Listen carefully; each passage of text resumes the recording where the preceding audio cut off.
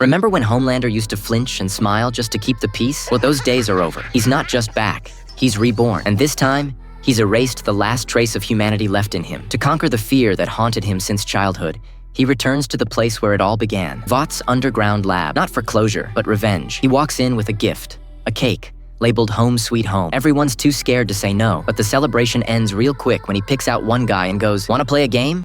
You win, I'll let you knock off early and go see the fam. Turns out, that man used to toss young Homelander into a furnace to test his heat resistance. Every time the temperature rose, he'd make it a twisted little celebration. Back then, Homelander was just an experiment. But today, the roles flip. "Get in the furnace," Homelander says, "or your family takes your place." The man steps in. He doesn't have super skin.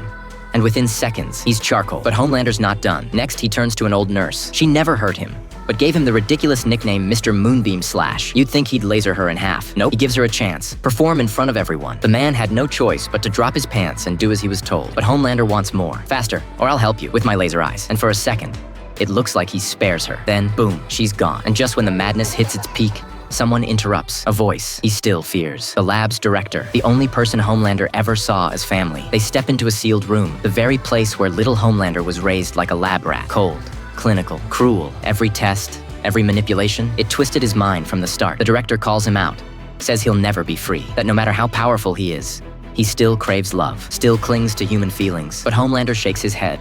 I'm not human. And in that moment, the screams begin. The lab runs red, and Homelander is no more. He's something worse now, a god without mercy. Meanwhile, the boys are out for blood. They're striking back, targeting every member of the Seven.